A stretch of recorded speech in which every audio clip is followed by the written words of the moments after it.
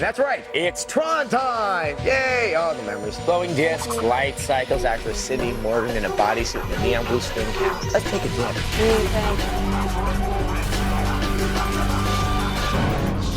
I don't know about you.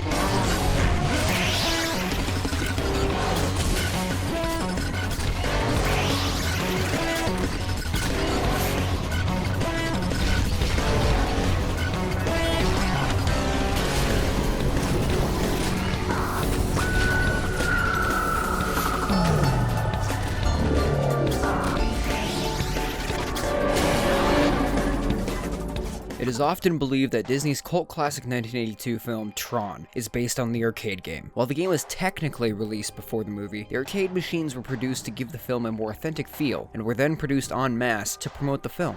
Before all that, the Japanese toy maker Takara Tomy Limited distributed a basic tabletop game called Tomy-Tronic Tron in 1981.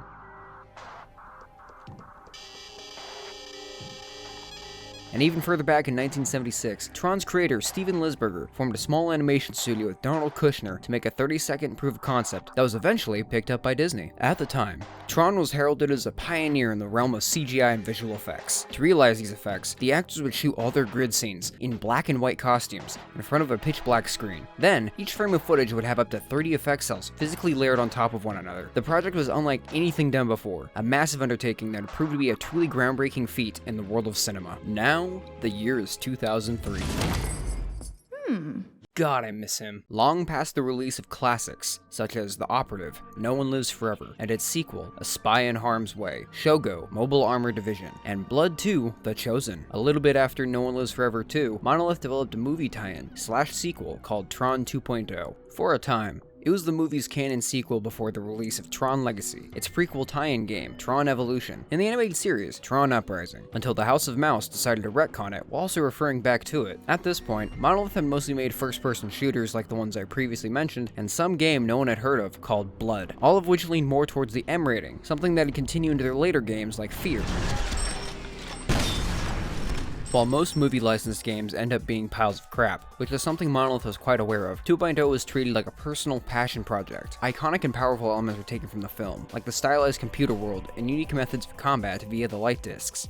What made the game's development easier was the production of No One Lives Forever 2, and their in-house Jupiter engine, which was repurposed for 2.0 with a few issues. The engine was meant for something more realistic, and while NOLF 2 isn't exactly mimicking real life, it was far less stylized than Tron. Pre-production started off great. Everyone involved were fans of the movie and had tons of ideas and concepts, but little resources. Most of the game was apparently unplayable until several months before release. The damn thing was worked on by 21 full-time devs and 5 part-timers over the span of 2 years, with the majority of that time spent polishing other projects like NOLF 2 and Not Blood 2. When the game finally hit the market, it was very well received. Frank Rook, the game's lead designer, later stated, "As far as the game itself is concerned, Tron 2.0 is truly the opportunity of a lifetime. I was personally unprepared for the amount of enthusiasm Tron 2.0 garnered from fans and from the press, both in North America and in Europe. We knew all along it was going to be a huge responsibility bringing the Tron franchise into the 21st century. Now that all the hard work is behind us, it's a thrill to know that what we've accomplished can potentially be the seeds from which future projects can grow. And as a huge fan of Tron, I can't wait to see the next tale told inside the world of computers." Yeah, that did not age well at all. So how does this connect to the original movie, and is Jeff Bridges in it? A few of the actors in the movie reprised their roles. Bruce Boxleitner came back as Alan Bradley. When they showed us the costumes, I said, "You've got to be kidding. Where are the pants? Where are the pants?" And Cindy Morgan voices Mithria, since Laura Bradley is maybe sorta deceased. Both do a fantastic job, but in my opinion, Morgan does a better job than Boxleitner. He plays their son, Jethro Bradley, and yes, that is his name, who is a wizard-class hacker. After hacking into his school and getting arrested, Alan pulls some strings to get Jet hired at Encom as a programmer in the gaming department, since that's what he wants to do. So now that we're actually caught up, how do you make the game not look like this? In order to actually play the game in 4K at 60 frames per second, we gotta download the Killer App Fan Patch, courtesy of the LDSO group. This thing includes tons of skins for the multiplayer, which is sadly dead, along with tons of bug fixes, balancing adjustments, and graphical enhancements. It's essential if you want to enjoy the game today.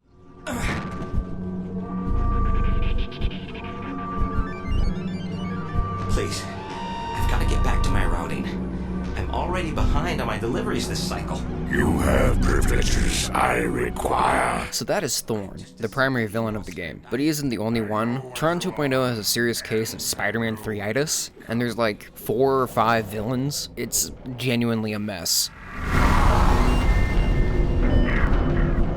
Tell me, what is your function? I serve Thorn, my master user.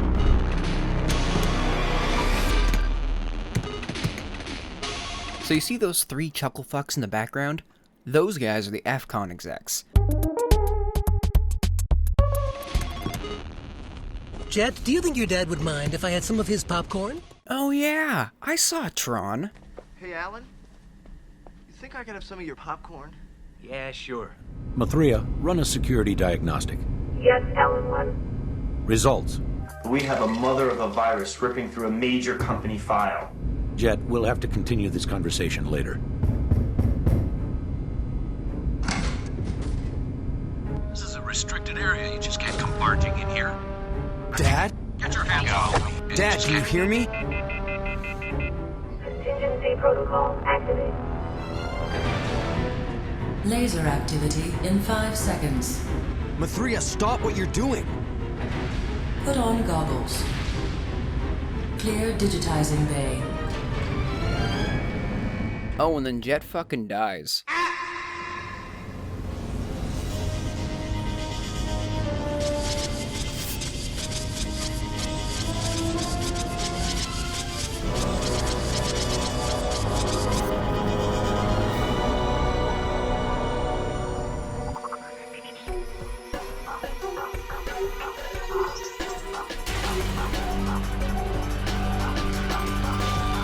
God damn, that theme goes hard. Nathan Gage outdid himself with the music and sound design. It screams early 2000s techno with a little tinge of 82's Tron. The entire in-game soundtrack is actually a collection of shortwave files that are randomized depending on what you, the player, are experiencing in combat. The system isn't used too often, but I think the most prevalent title to do so was System Shock.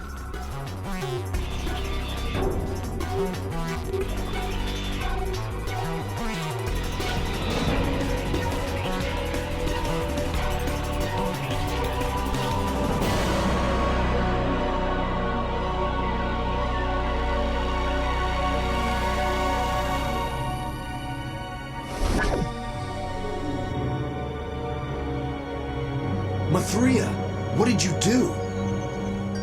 Getting into the actual game, you'll immediately notice that something feels off. The camera is oddly stiff, movement is very slow, and the control scheme needs a lot of work. Just to melee, you have to hold down a separate key and then left click, but I never had to actually do that, so I don't know why it's included. But at least you can lean.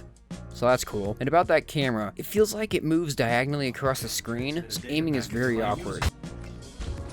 For my first playthrough, I chose the hardest difficulty of Insane, and much like Monolith's previous titles, this is a mistake. On Insane, Jet will die after 1 or 2 hits, even with upgrades, and more often than not, you won't see it coming. Tron 2.0 has an issue with difficulty balance, where some levels randomly become insanely hard and very bullshit, and sometimes will just be extremely goddamn easy. So you are a user? After a very boring, tedious, and drawn-out tutorial, Jet and his Legend of Zelda knockoff, Bit, A bit? Ha! I'm a bite. Positive and negative, huh? You're a bit. yeah, whatever, they get attacked by some Corrupted. Corrupted are pretty easy to take care of, except that they can gradually infect your subroutines and then disable them. You'll often need to drag these infected subroutines into a disinfect procedural. Thanks, program. I was afraid my subroutines were going to become infected. This can be frustrating during a fight, so try to be quick when dragging them around your menu. And the menu has weird mouse registration, so you have to hover above each slot instead of clicking them directly. Hot tip. Collect the core dumps of Durez programs to refill your health and energy, and sometimes they'll even have upgrades. Something's gone horribly wrong. Rami failed to transmit a data packet to my user. He must have been corrupted. He was so young. So many cycles left. Fine, we'll save Rami. Greetings, program. My name is Rami. Please free me. I have an important packet to deliver.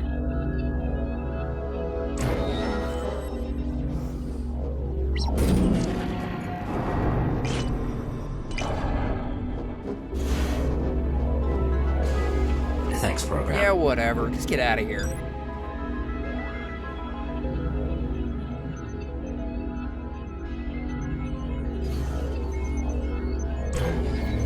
Subroutines, augmented program space abilities when loaded into system memory. To load a subroutine, press the F1 key. Jesus fucking Christ, Bite, shut the fuck up. With the YM loaded.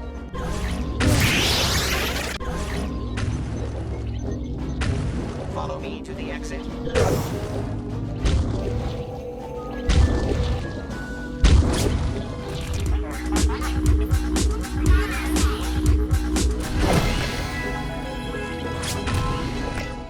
Something that'll become more apparent is the very weird movement. Even when I have always run set to on, moving around the environment still feels quite sluggish, but not really janky. Oh baby, the jank will come eventually. Don't forget to quick save all the time because the game only saves at the beginning and end of levels.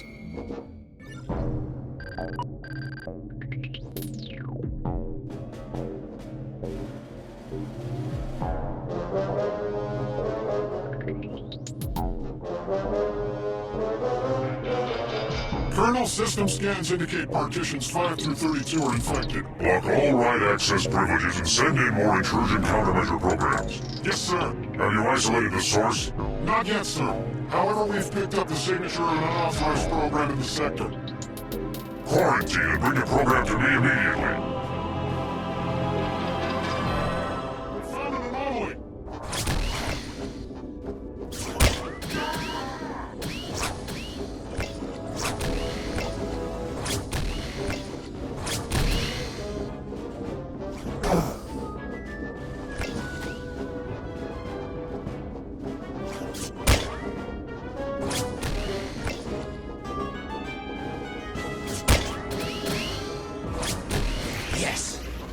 There's a subsystem that runs beneath the main level. Look down there.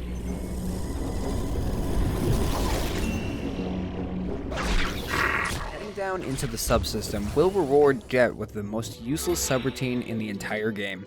The fuzzy signature. It's supposed to make your footsteps quieter, but that doesn't really mean shit as enemies can still find you even when across the entire goddamn grid.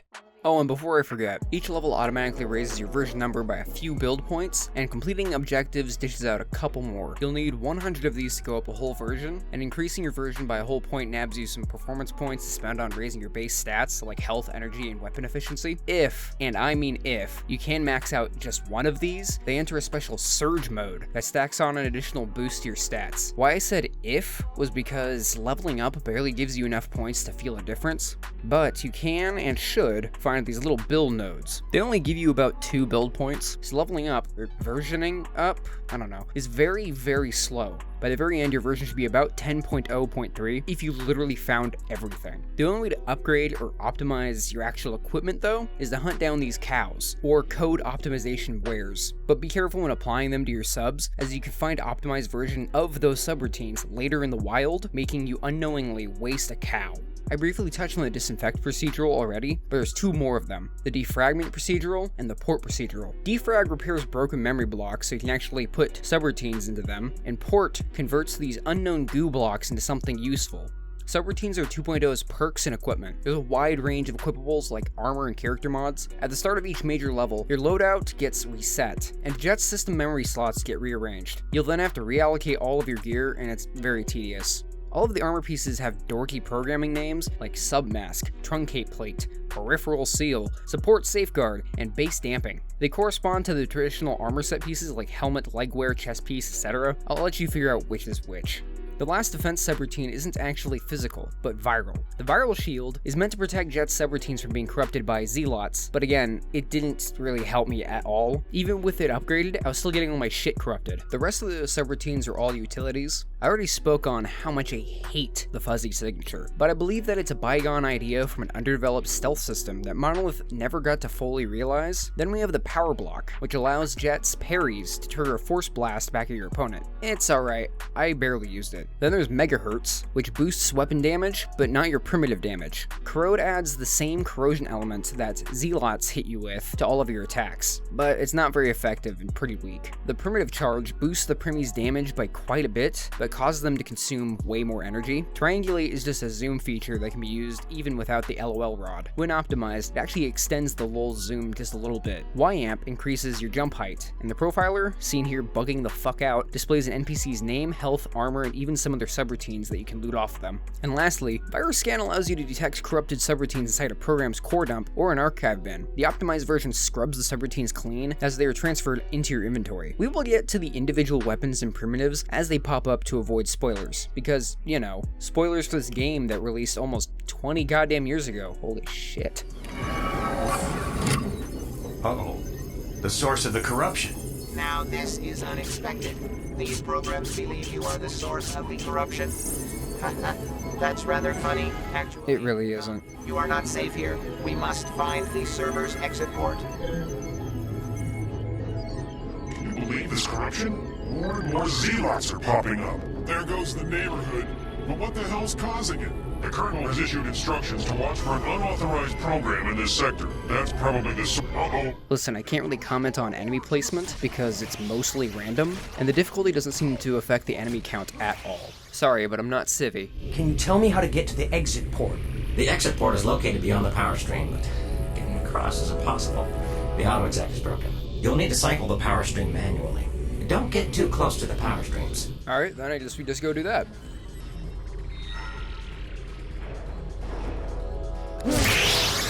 You don't know how many times I've attempted this goddamn jump, and it's barely worth it. There's nothing over here.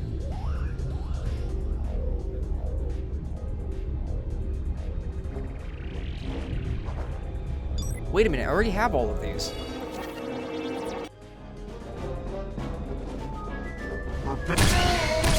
These glowing red dildos you keep seeing everywhere are called the ICPs, aka Internal Countermeasure Programs. If you're not fast enough, they'll run to a resing station and spawn in the heavier units, and lots of them. They do not stop until you turn those goddamn things off. So run through these hallways, delete like 2 terabytes of ICPs, and then shut down the power streams. It should be smooth sailing from, fucking goddamn it.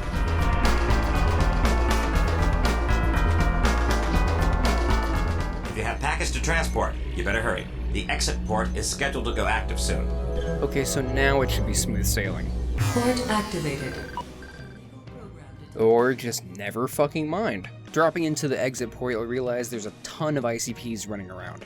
In order to actually bring down the main barrier to access the real exit port, you'll have to hit a bunch of switches littered around the map. It's a perfect circle, it's not that hard to figure out, but the system is trying to bring up quarantine barriers to lock you in and making it harder for you to navigate around the map. Additional quarantine protocol field raised.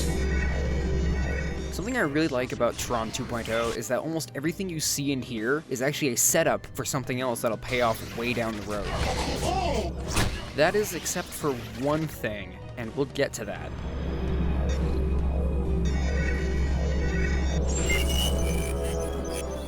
Additional quarantine protocol field raised.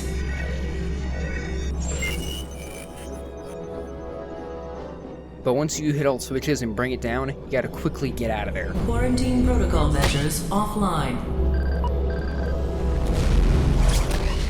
Incompetent scripts. Find out where that port leads. Yes, Colonel. Oh, fuck me. Freeze, program. The Colonel wants a word with you. Query Index 224-C. Unauthorized use of resources. Program quarantine in connection to spreading virus. User unknown. State your origin. Well, I was born in 82. Impossible! You are much too complex to be from that period. You have been accused of spreading a viral agent through the system. What is the intended goal of this sabotage? Listen, man, I didn't do shit. Enough! Who is your user? I am a user. Blasphemy! Regulars, put the prisoner in a bin. Wait, you can't do this. I'm a user. Find Mathria. I'm trying to help her. What an amazing angle to introduce your female lead. Let the log files show prisoner refused to cooperate and is considered incompatible. Schedule him for immediate de-resolution. Colonel, put him on the grid. Oh yeah, I saw Tron. Then pull yourself together. Get this clown trained. I want him in the games until he dies playing. I guarantee it'll be a race you won't forget. the staging pit.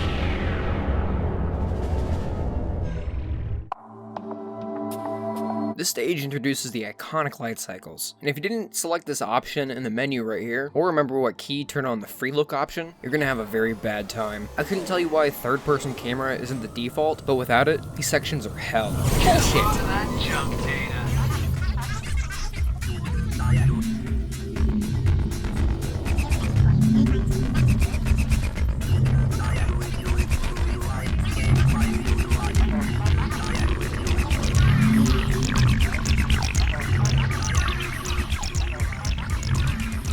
Besides the light cycles, nothing really happens in this level. You wait in a lobby with like 2 NPCs you can actually interact with, and some insane clown posse stands. Hold on, I can't make up my mind. Hey, Program, do you have any insight on which racer will win the next heat? Definitely the blue racer. You sound pretty confident. Shh, the race is almost over. We're now down to 2 racers, and what a round this has been. Okay, Red is hugging the wall, Blue is doing the same. They're hurdling for each other at top speed. Only one will come out of this victorious. My friends, this is light cycle racing at its finest. Red banks, red, Blue wins. What a race! Yeah! Good call, Program. So I forgot to mention this at the start. The original founder of Encom, his son, is trying to sell the company to Future Control Industries. This is the inciting incident for the entire game. Oh yeah, I saw Office Space. And, oh, there it is. What? Here, let me just go ahead and get that from you. Great. There are all these lockers everywhere, but you can't actually access them because you're never able to get the permissions required. After beating the first match, an ICP gives you the super light cycle, and this seems like a massive upgrade, and it kinda is, but you rarely get a chance to use it. There are only like 3 stages in the entire game where Jet uses this thing, and each one is super short, and it's super disappointing because LDSO put so much time into making these bikes look spot on to the ones from the film. Thankfully though, Mercury cuts his last match short by knocking down a tower for Jet to escape.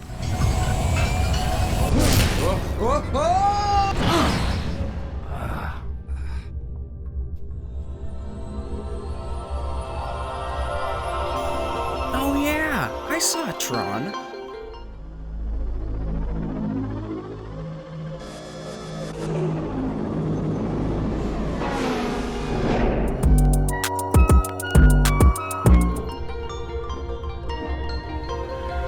Mercury, you're... Yes, I am. Then you're not half bad on the grid. Thanks. I heard you mention Mathria. My user sent me to help her. Who's your user? I don't know. Goes by the name of Guest. Since Mercury is here, voiced by the Rebecca Romaine, she played Mystique in those early 2000s X-Men movies. You know, the ones that range from pretty good to downright awful, and also the 2004 Punisher movie. I'm honestly hesitant to call them films.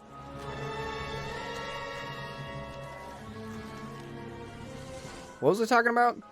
Oh yeah, since Mercury just gave us, well, Jet, the new rod primitive, might as well go over some extra shit, although I'm doing it a little late. Each of the 4 weapon classes are colloquially known as forms in 2.0, with their default forms being called primitives. From their first appearance to their last, we've got discs, rods, balls, and meshes. And 2 of them really do need to get better fucking names. Each of these form categories belong to the respective factions within the grid. It's another piece of world building that's pretty small, but it's the little details that make me appreciate this game. They all have 3 variations equaling 4 primis and 8 weapons to choose from. It's a pretty sizable arsenal, but only like 4 of them are any good, and the rest are basically just dumb, gimmicky, glowing polygons with weird-ass quirks.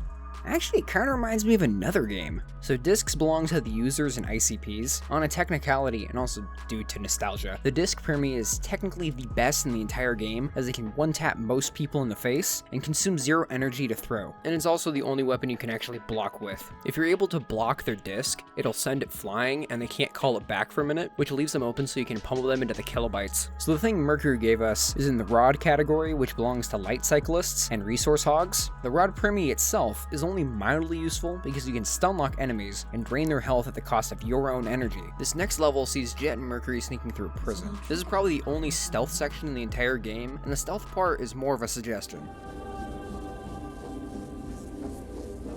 Oh great, we gotta save Rami again. Now, let's get out of here. Data stream is active. Until next time. Unauthorized program found.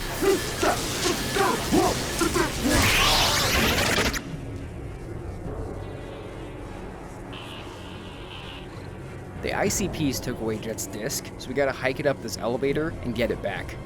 Oh great. So this is a suffusion rod, and it is just a shotgun that you can charge up for a wider, more powerful shot. The damage it does is left up to some RNG bullshit, I guess, because if you charge it up all the way, sometimes you can wipe out an entire room, or just lightly annoy someone.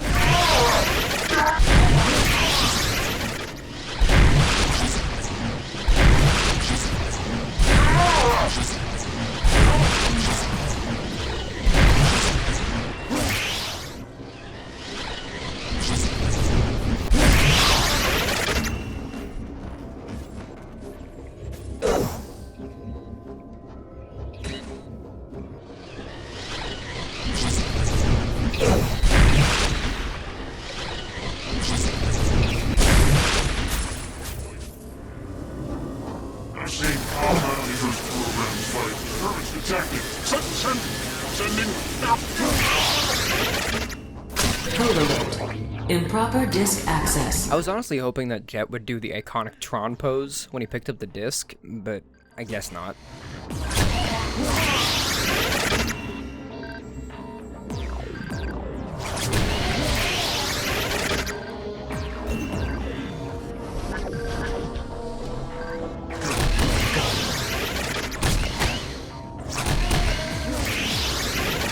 What's the problem, Scratch?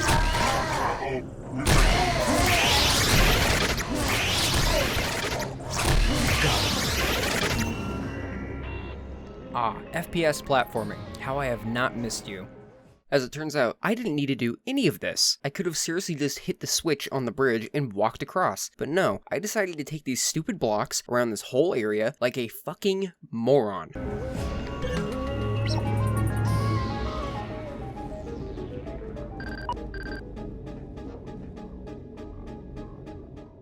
In order to truly evade the ICPs, Jet and Mercury need to slip onto a data stream train, and the only way to do that is to hit more switches and to res a whole lot of ICPs.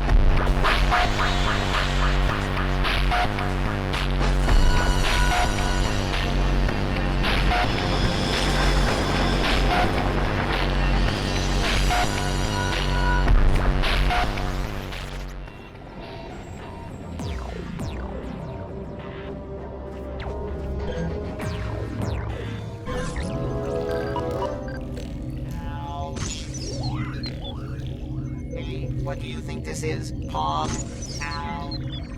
Connecting to IO grid. Alan 2. The system is losing vital functions. The protocols protecting my docking structure are failing. Hang in there, Mithria. We're on our way to free you. I'm sending you a ball primitive. It appears to be linked to the corruption. It's a little unruly, but you may find it useful. It's not. Node deactivated. The ball primi is also terrible and janky. You can charge a throw and lob it quite a distance, or even stick them to walls like a trip mine, but there's never a situation where that's actually useful. They also don't work too well. Their detonation time is, well, I think RNG or some shit, because they just randomly explode.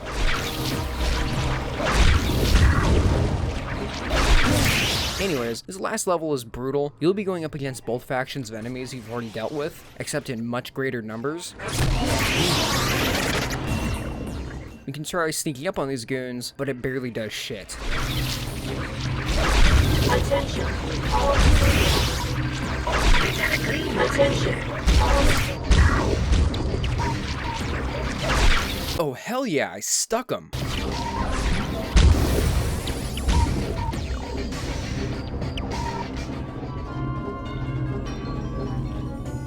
Oh yeah, I saw Tron.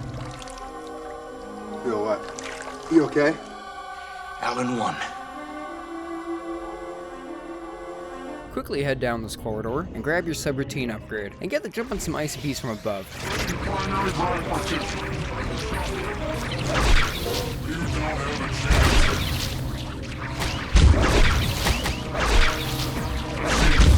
Huh, that was a little too easy.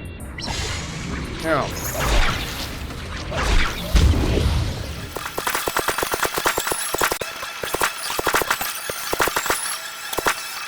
Freeing Mithria from her cage has caused the entire system to initiate a system reformat, and we gotta bounce. Don't pay the Corrupted any attention, and make a break for the exit where Bite is floating around, doing absolutely nothing to help. Oh fuck yeah! So this here is a sequencer disc. They're really just the Premi disc, except you don't have to wait for your digital frisbee to return to you. You just have to consume a very tiny fraction of energy to chuck 100 of these fuckers at your enemies. Hurry, Bite, lower the barrier. I want to come in. You know, it occurs to me that we all reformat. Okay, I've got it. Oh, thank Tron.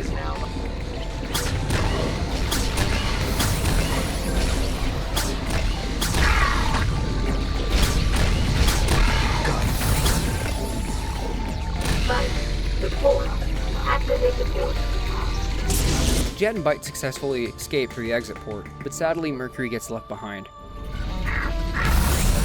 Oh my god, what the hell is this? Mercury, let's go! Get Mithria into the data port. The reformat. Protect Mithria. Alan must leave. Mithria, I want answers. Why did you digitize me? The situation had become critical. My existence was threatened by the spread of the corruption. Alan 1 computed that a user would be 526 times more powerful operating from within the system than from without. Why me? Alan 1 was not available. Alan 2 was. My name is Jet. Alan is my father. Father? You mean Alan 1 is an earlier version of you? Well, something like that. My father. Mithria, what happened in the lab? Yeah, so remember what I said about Tron Legacy? This is the second shortest chapter. Not level, chapter. On insane difficulty, this took about 30 minutes. So now Jet and Mithria are aboard Alan's old PC, and they're snooping through his old emails for the Tron Legacy code, or at least some hints on where to find it. The chapter opens with a real-time security footage of Alan being questioned by the FCON execs in what is possibly the most cartoonishly villainous manner. After that, no more Mrs. Nice Guy. Your frumpy company is no more, Mr. Bradley. FCON Industries is the future, and your talents, however antiquated, can still be a valued asset if you choose to join us. If not, we will appropriate the correction algorithms one way or another. Unlike many of the other stages where you just gotta run through and derez anything that's over 10 kilobytes, you actually get to do a little bit of basic puzzle solving by moving around these programs into the right slots. You got the wrong guy.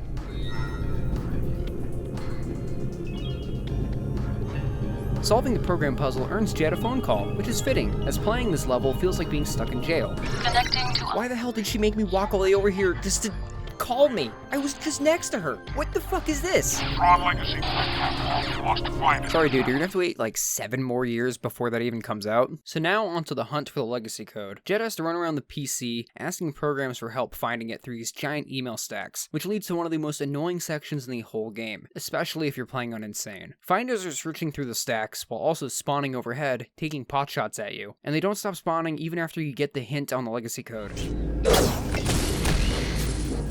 Equipping the LOL rifle will make this process less painful, but you run out of energy so fast. Here's for scanning the stacks.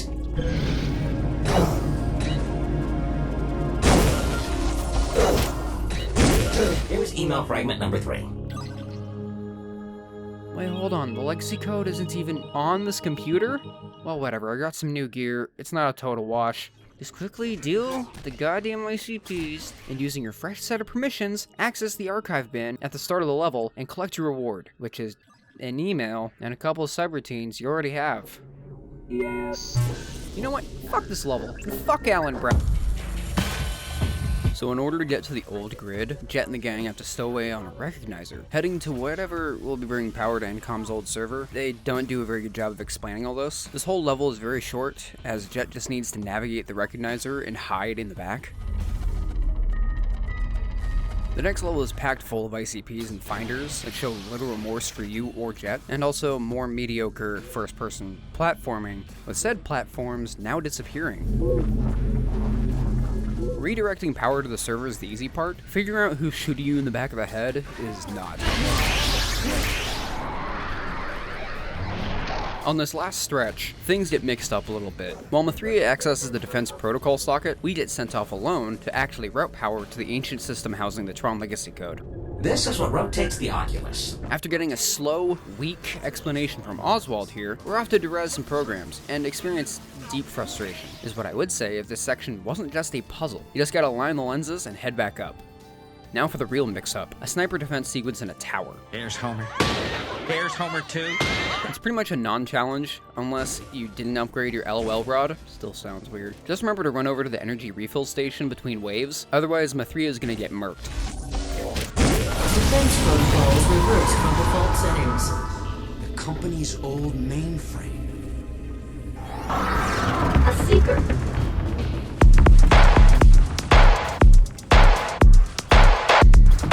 This chapter is great, kicking off with a bullshit boss fight against one of FCON's Seeker drones, a worm-like program that gets sent after Jet. All you've got to do is stun-lock the Seeker with the sequencer discs and run around the arena to refill your health and energy. There's also some resource hogs that spawn in between phases with suffusion rods. These ads are infuriating and eat away huge portions of your health, but you can easily hide behind these blocks and lean out to derez them. The ancient system can't handle having both Jet and the Seeker inside, as they consume too many resources, which is what causes the arena to glitch out. Deleting the Seeker off the system wins you the only full auto firing weapon. The meshes. These are the ones that are from those corporate bootlickers. The mesh forms range from mediocre to I don't know why Monolith thought this was a good idea. I have a little more to say about these than the others because they're terrible. The Mesh Primi is a full auto energy SMG with really weak range. It consumes a lot of energy very fast, and I only used it to keep the combat from feeling too monotonous with throwing discs all the time. Now that Jet is fully aboard the old grid, Mathria can't actually join us unless we overclock the system first. This is where we meet Ino, who warns that the place that allow for Mathria to escape FCON is littered with resource hogs. How could you forget about these? Not gonna lie, this is a massive nostalgia trip for me. Getting him close to the tanks, you can tell Monolith put tons of effort into designing and modeling all of these. They look exactly like the ones from Tron.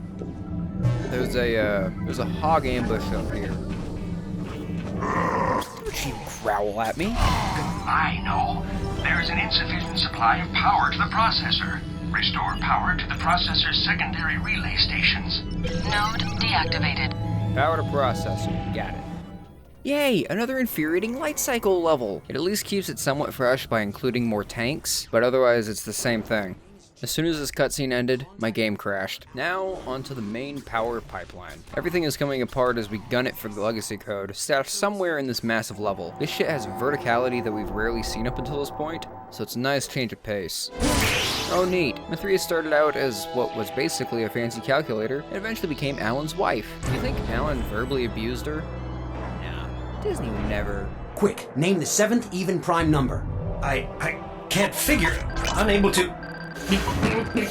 And there it is, the Tron Legacy Code, but it's not compiled, so now we gotta go do that. Sorry, I know. Just like old people in the real world, we gotta leave you in the past. This place is enormous. Welcome to Blade Runner.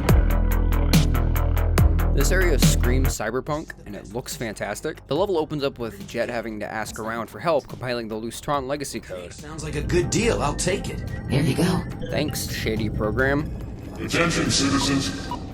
Hordes of corrupted programs have entered the city.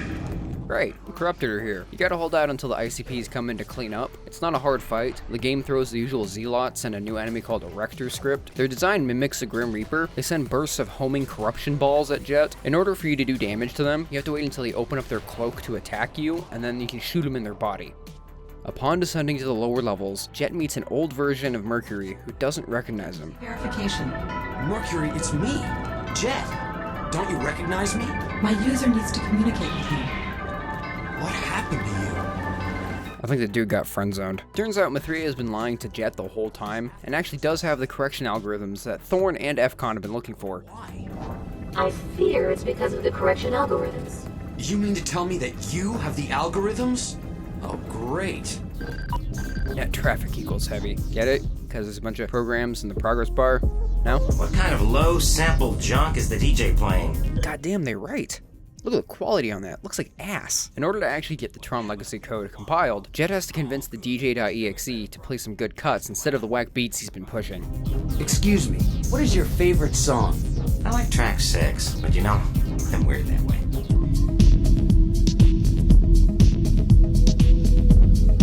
Once you ask around, again, and head back to dj.exe, Archie agrees to compile the code for you. Okay. So where's Tron? Tron is retired. I'm gonna be the host. Jet, I really think I should be the host. It's me that it needs to help. Hold up, my dad's calling me. Connecting to live security video feed. Dad? I'm sorry? Come forward, Mathria. You have something I want to destroy. Mathria, don't move!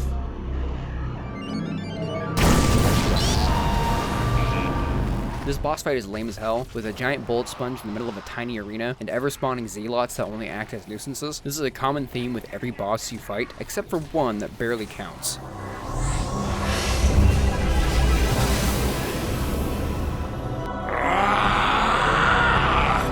All users have to be terminated.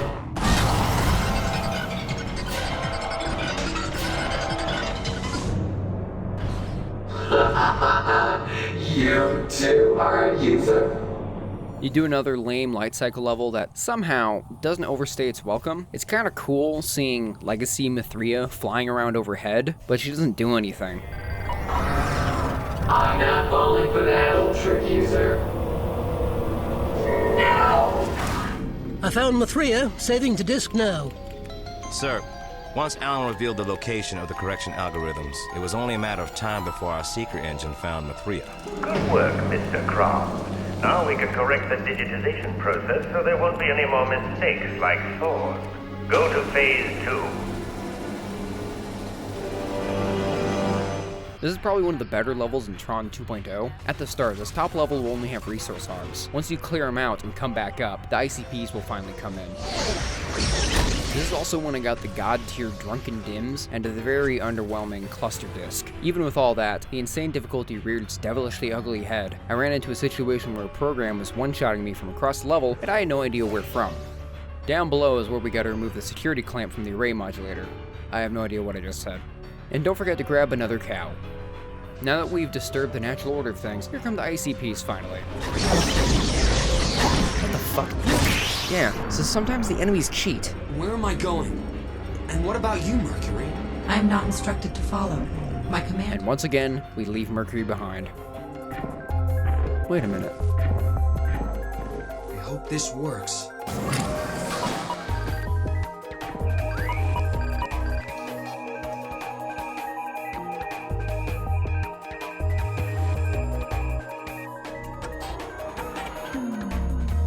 Please don't ask me to explain what the hell is going on here. What are you doing? That's not the exit.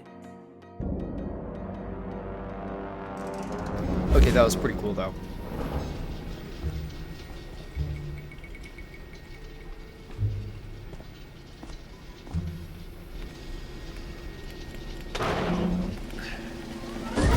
What the fuck? How? Wow, thank you, Mr. Bradley. You just solved a small problem for us. Yeah, so FCON's big brain scheme to get rid of Alan is to send him into the grid to be killed by the data race and risk him escaping and surviving. Sure, fuck it. There have been reports of an uncorrupted program still running in the internal partition. We gotta get that script out of there. We can't do that. Access to the internal partition is protected by the remaining controller tower. A few blasts near the base of the tower should bring it down. None of us have that kind of armament. And to make matters worse, the controller is heavily guarded by Rector scripts. What is this place? So Alliance feels like the end. All the ICPs have decided to work with Jet finally, to take down Thorn and even fight by your side. It's an all-out assault across a fragmented, destroyed battlefield. There are a huge number of corrupted programs coming at you, but that overwhelming force is mitigated with the help of the ICPs. Reading the few scattered emails around the map revealed that Thorn was/is the ENCOM security chief that FCON tricked into digitizing into the grid and wrecking the internal systems. There's a mini-boss of several Rector scripts just before entering the inner partition that is absolute bullshit, but you can cheese it by camping behind this wall and pelting the Rector script with your light disc.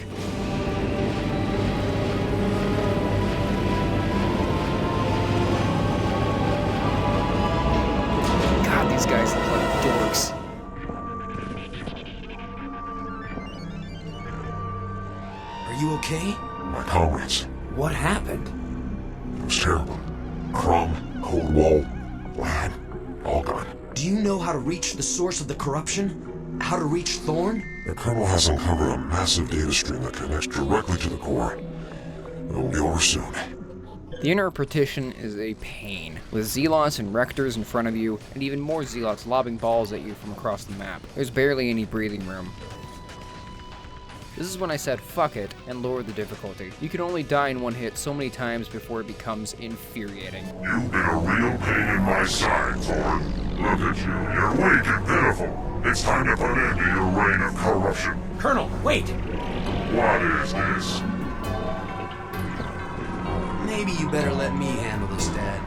And the Thorn fight is non-existent. Instead, we fight the Colonel to save Thorn. The bastard knows where Mithria is, and we ain't letting no one take our kill. There's two phases. A generic shoot at the boss in the center of the arena, and then a more authentic 1v1 using only light discs. Damn, R.I.P. Bozo. FCON's got Mithria. They have the algorithms. There's no stopping them now. You were part of the original plan. Where would they have taken Mithria? Their dedicated server, but it's impossible to penetrate. A massive firewall protects the only route in. There must be some other way. There is a wireless dial-up that bypasses the firewall completely. What's the number? I never memorized it. It's stored on my PDA. Would that work? I don't see why not. Thorn, is your PDA connected to the network now? Yes. Hang on. If we can get the algorithms, maybe we can reverse the damage.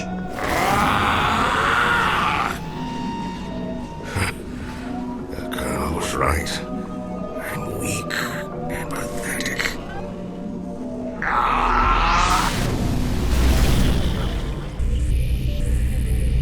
Dad? Dad? What is the password? Shoot. Another extremely short chapter consisting of one level that basically just acts as padding for the rest of the game. You gotta run around, hitting switches to increase system's power consumption so that Thorn's PC can give in and give Jet and Alan access to the FCON servers. This is boring. Finders reset the little progress you make, so you have to be really quick. Just make sure to activate these bridges in the center of the level before you start doing anything. FCON's database is very purple. The goal here is to disable the modulator sockets and prevent the deployment of FCON's nefarious programs via their mobile server. I still don't know what I'm saying. Have you seen a data wraith yet? Oh, scary. You can always tell when they're coming. Just listen for an eerie clatter. Good to know. Jet can also get an energy claw. Use the claw to drain the life from your enemies, like Nosferatu, but you convert it into energy, not health. I would have used this more if it filled up my health, seeing as energy pools are unlimited on Insane, unlike the health pools, which only have like 50 HP in them. Oh look, they finally showed up. To die.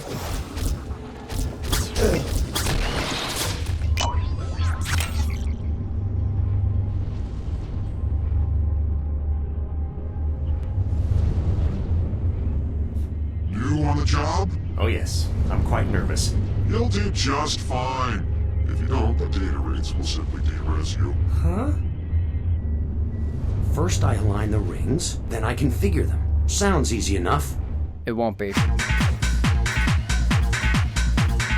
This level is one of the few that actually looks really good. Hitting all three of these switches aligns these oddly familiar looking rings, giving us access to the firewall. Alan finally crosses and informs Jet that FCON plans to send a mobile server out onto the net filled with data wraiths. If you're at all confused about what the data wraiths actually are, they're literally just users with special privileges. Real people and employees that FCON is making dress up like absolute buffoons and digitize into the grid.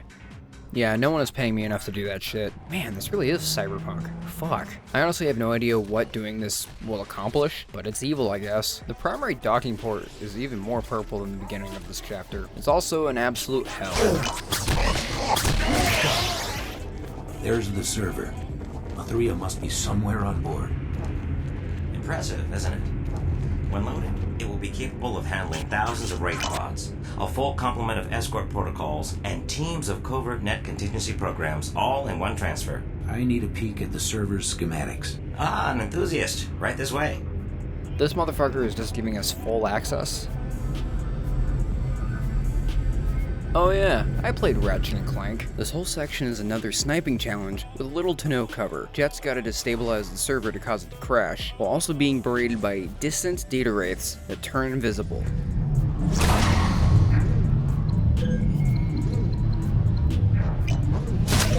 What the fuck is on my screen? Oh, but it's gone. Okay, the deed is done. Time to... What the fuck? The cutscene before this doesn't explain how the Seeker appeared at all. The game just throws you into a boss fight with no preamble. Unlike the first Seeker, where resource hogs came in periodically, these annoying wraiths are constantly spawning. My strategy stayed the same though, as the energy station is placed directly behind some cubes, and the Seeker can't aim for shit.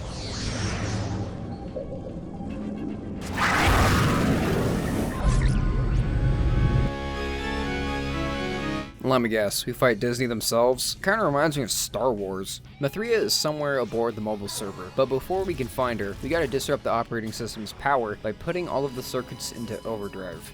Sure. Oh fucking Christ, not this.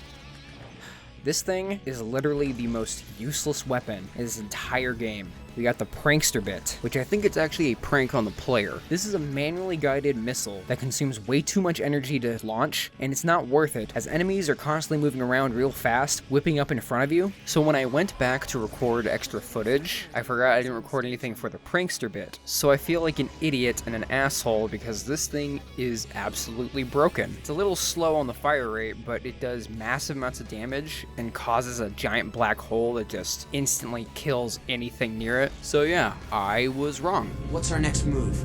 Find the command module and deactivate the stabilizer bits. I've got a lot of work to do here. Dad, get to the command module. I must pass through a series of game grids. Oh god, another light cycle arena.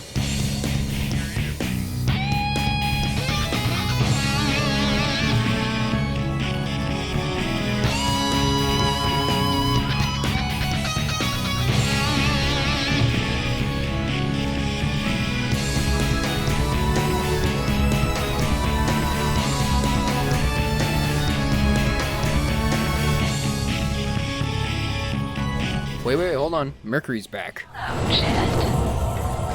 Mercury! It's me. Let's... God, I was getting so sick of those. Mr. Baza, think of all the zeros added to your Christmas bonus. That, Mr. Crown, is music to my ears.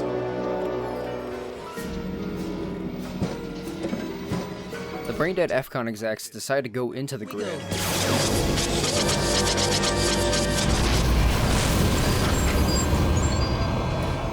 Tech, what's going on? The correction algorithm. Alan uninstalled the correction algorithms off-screen, resulting in some problems.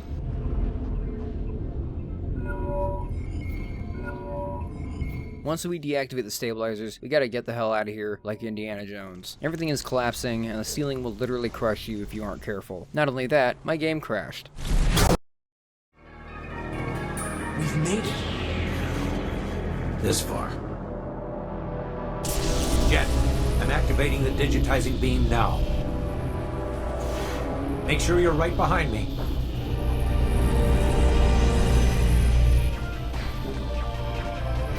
Mercury! You've got to get off this server right away. In a few minutes, it won't be safe for any program to be on. You're leaving, aren't you? This is no world for a user. You're too crude and rudimentary. If anybody is crude, it's us. We're not ready to exist here. Not yet, anyway. Promise you'll search for me? Of course. Why the heck do they keep doing this? Why build a romance between these two? It's so bizarre. I guess this is end of line.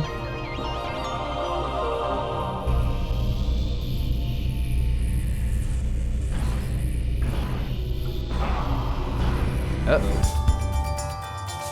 Incompatible is a fitting title for this chapter, as the whole thing feels like an afterthought. Monolith must have realized they needed a way to end the game on a bang, but instead, it ends on a thud. Due to the correction algorithms being absent from the system, the FCON execs got fused together into this giant, corrupted monster. A big dumb monster fight to cap off a goddamn Tron game. Actually, this is fitting considering how the movie ended. There's 3 phases, and each one is equally as lame as the last. My strategy came down to leaning out from cover and abusing the broken AI, just like every other fight. So the first phase is rather simple. You can just run around frantically and sap health from the refill stations. The second phase changes things up by rearranging the arena into a circle, with the FCON monster sitting right on top of the health pool. I had to cheese it by camping by the energy pool and recalling my light disc to smack him in the face every once in a while. It took forever. And the third phase was just embarrassing. With the FCON execs separated, Jet escapes and is reunited with his father, and once again, Mercury gets left behind. The secret FCON CEO that has been pulling the strings of this whole mess is put on hold for future sequels that never happened. But that is not technically true. A sequel comic series was released between 2006 and 2008 called Tron: The Ghost in the Machine. This story saw a very traumatized Jet leaving Encom and a program who believed themselves to be Jet, merging with the Tron legacy code and restoring the digital world like a fucking Digimon or something. Also, Laura Bradley is revealed to not be dead and actually exists inside Mithria. The FCON CEO also never shows up, and that whole plot thread is just dropped. It's a giant mess. I know a lot of people love Tron and the rest of the media set in this universe, and I do too, but it is such a niche series that I am sadly not surprised that Disney keeps abandoning it. Now, Tron 2.0 isn't bad, but it is not Half-Life.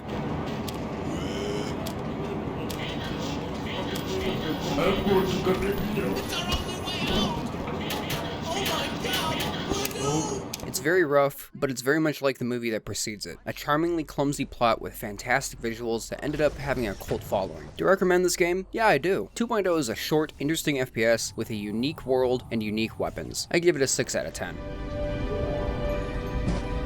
Hey, Dad, you think I could get a copy of that Mercury program? I need a good screensaver. Bro, he wants to fuck his computer. I also wanted to go over the fan-made user error expansion pack, but it was so janky and genuinely boring that I just gave up. And listen to this. The audio mixing is all kinds of fucked up. Hey, can I get through here? Sorry, but access to the restricted section is, well... The voice acting is serviceable, especially for a mod, but it is mostly one guy, and more often than not, he's literally just talking to himself. Jet? Yeah, you are Jet Bradley, right? At least that's what the login and password you used says. Yep, Jet Bradley. That's me. If you made it to the end of this shit show, I hope it wasn't too bad, as this is my first time doing this entire thing. I know I speak too fast sometimes, and I need to get better at the voiceover part. Hopefully, as time goes on, I'll get better at these, but it's gonna be a while. I know G-Man Lives did a review of Tron 2.0 like 7 years ago, but it was only 7 minutes long, and the footage looked terrible. I'm split on whether I should do Stray next, or some weird, obscure platformer that nobody's fucking heard of, and has like a weirdly deep past. Yeah, I'll probably just do the Cute Cat game. No, I said the Cute Cat game.